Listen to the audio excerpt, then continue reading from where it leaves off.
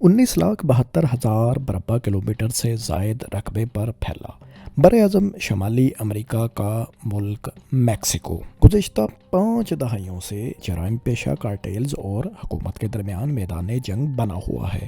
یہاں پر نہ صرف دنیا کے سب سے بڑے ڈرگ گینگز موجود ہیں بلکہ یہاں موجود کارٹیلز لوگوں کی زمینوں پر قبضہ، اغوا برائے تاوان، پیٹرولیم مصنوعات کی لوٹ مار اور قتل و غارت گری میں بھی ملوث ہیں۔ یہی نہیں، میکسیکو آن لائن فراڈ سمیت مختلف مالیاتی ہیر پھیر کرنے والوں کی بھی آماج گاہ بن چکا ہے۔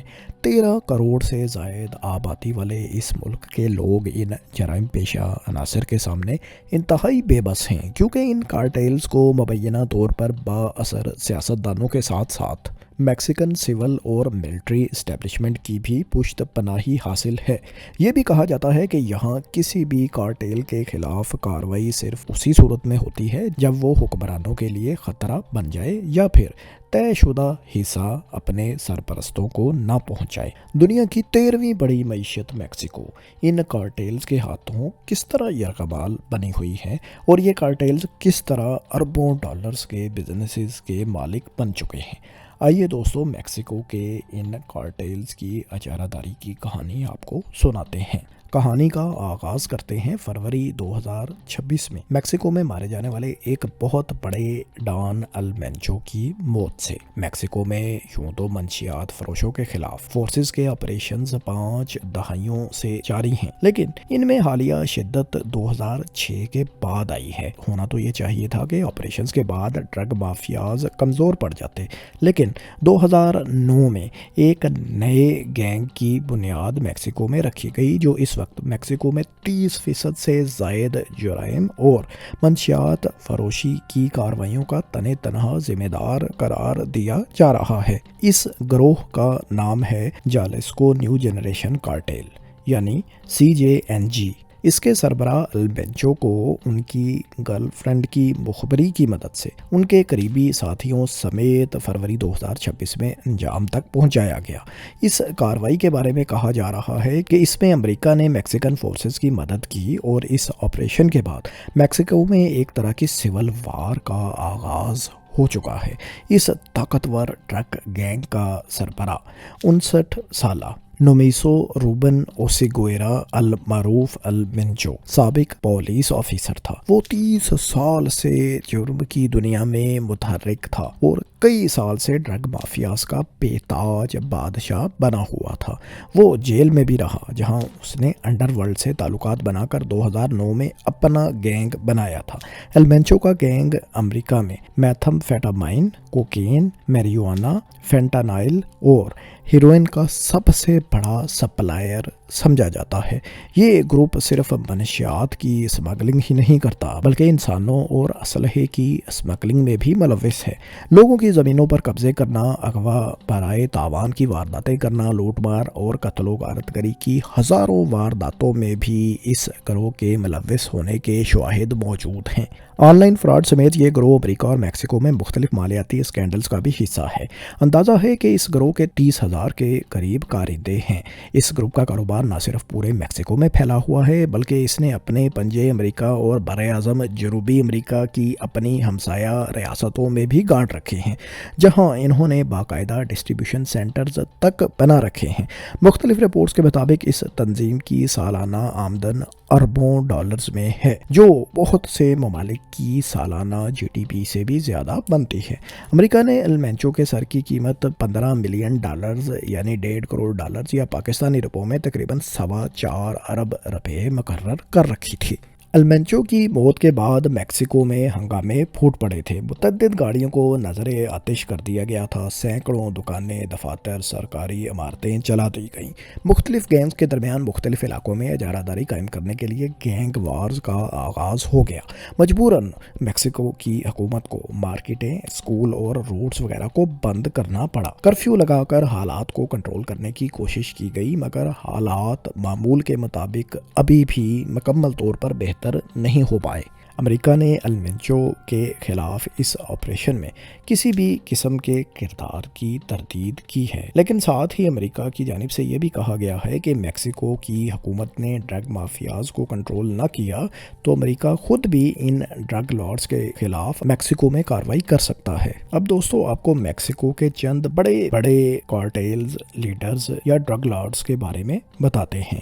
میگوئل اینجل فیلکس گلاڈو کو منشیات فروشوں کا گاڈ فادر قرار دیا جاتا ہے، جس نے میکسیکو ہی نہیں بلکہ امریکی سیکیورٹی فورسز کو بھی تگنی کا ناچ نچائے رکھا۔ میکسیکو کی حکومتی فورسز اور جرائم پیشہ کارٹیلز کے درمیان مقابلہ تو کئی دہائیوں سے جاری ہے، لیکن 1980 کی دہائی کو حالیہ لڑائی کا آغاز سمجھا جاتا ہے۔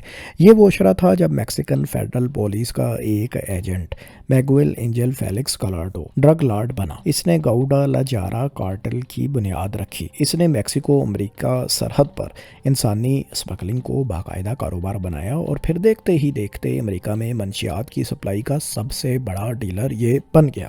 اس نے پہلے میریجوانا اور فیون کی سپلائی شروع کی، پھر کولمبیا کے کوکین ڈیلر سے روابط بڑھا کر امریکہ میں کوکین کی اسمگلنگ کرنے کا بڑا ڈان بھی یہ بن گیا۔ یہی وہ دور تھا جب کولمبیا میں بدنام زمانہ منشیات فروش king of cocaine Pablo Escobar کا میڈیلن کارٹل بھی پوری طرح سرگرم تھا۔ اس کارٹل کی میکسیکو میں بھی جڑیں کافی مضبوط تھیں۔ 80 کی دہائی میں فیلکس اور ایسکوبار نے سیاستدانوں اور قانون نافذ کرنے والے اداروں میں موجود کالی بھیڑوں کی پشت پناہی کی بدولت مل کر جرائم کی دنیا پر اپنا راج قائم کر لیا۔ 1989 میں جب فیلکس گرفتار ہوا تو اس کے کارٹیل میں موجود طاقتور لوگوں نے آپس میں اڈے اور منشیات کے روٹس اور کاروبار کو بانٹ لیا۔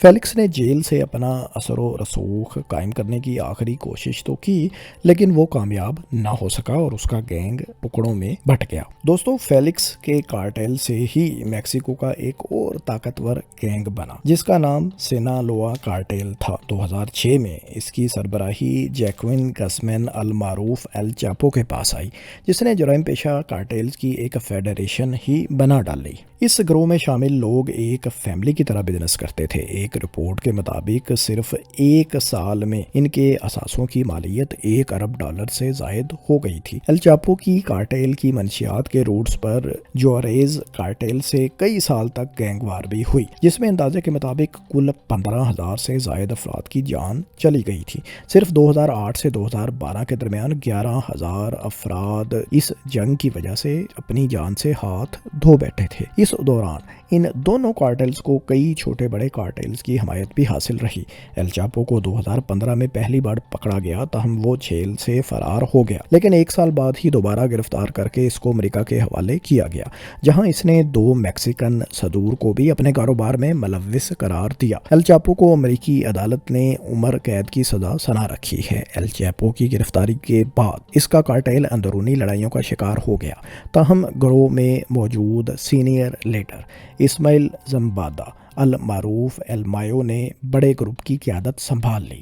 ایلمایو کو 2024 میں گرفتار کر کے 2025 میں امریکہ کے حوالے کر دیا گیا تو سینالوا کارٹیل میں گروپس کی لڑائیاں آپس میں اور بھی زیادہ بڑھ گئیں۔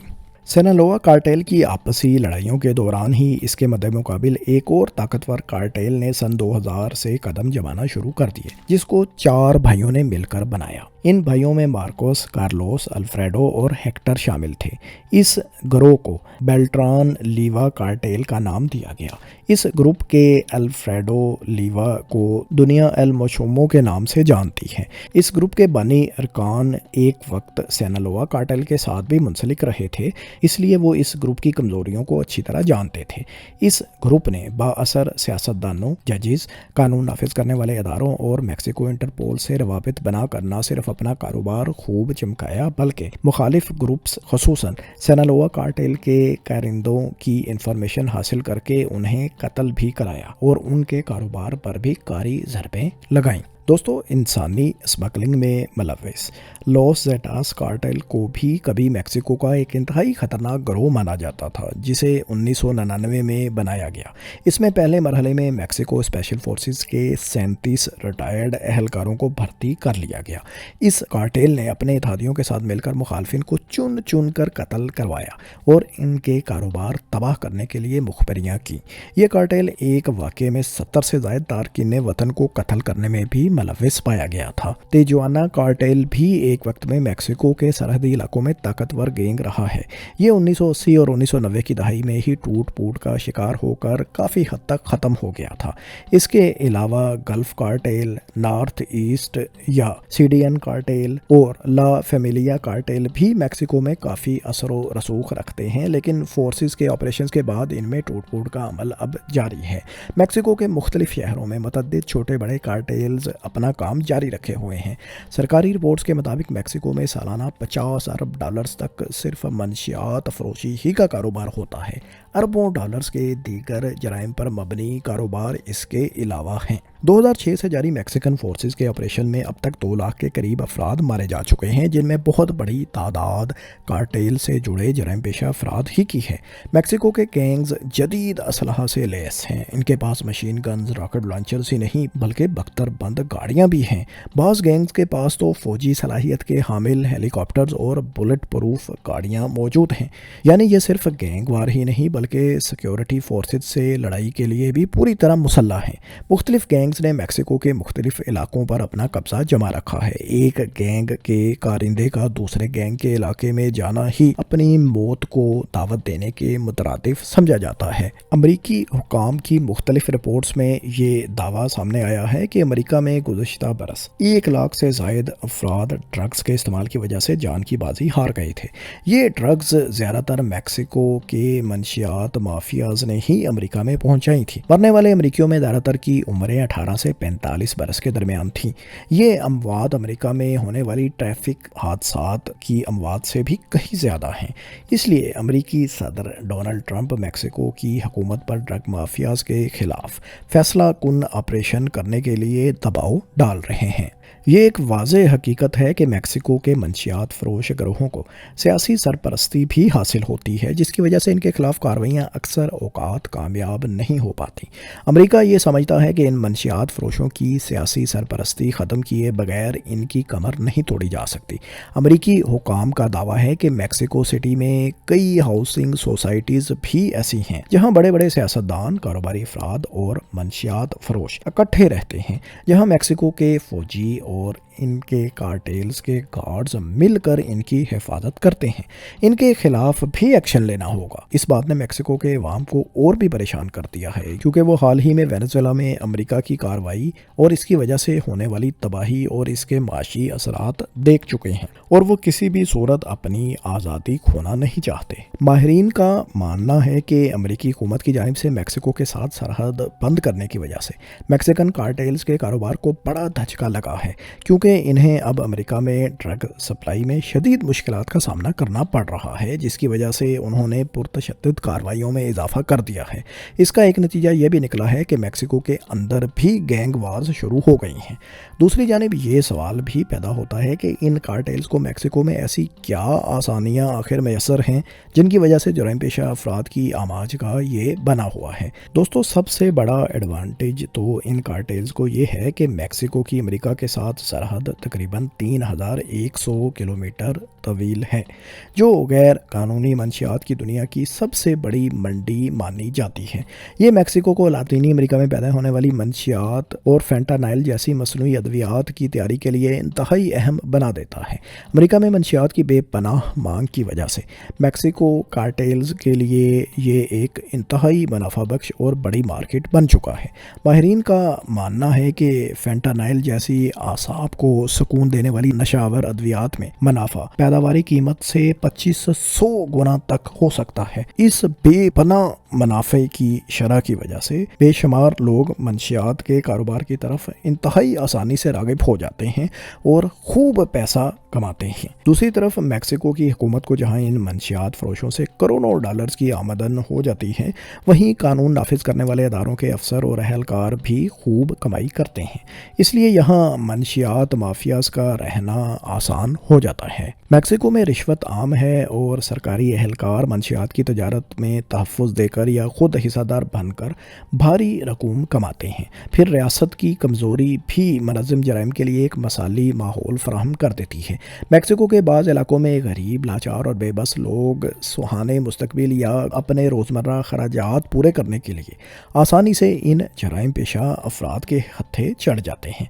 मैक्सिकन कार्टेल्स रियासत से लड़ने की सलाहियत भी हासिल कर चुके हैं, इसलिए बाज़ कार्टेल्स को आसानी से बाअसर अफराद की सरपरस्ती मिल जाती है। यहाँ के कार्टेल सिर्फ मंशियात फरोशी ही नहीं करते, बल्कि मैक्सिको भर में फैले कैसीनोज, शराब खाने, होटल्स और रेस्टोरेंट्स की चेन्स और बड़े बड़े शॉपिंग मॉल्स भी इन्हीं मंशियात फरोशों के अपने या इनके फ्रंटमैन की मलकियत हैं। दोस्तों, मैक्सिको सिर्फ मंशियात फरोशों का गढ़ ही नहीं, बल्कि ये सियाहत के लिए भी एक बेहतरीन जगह है।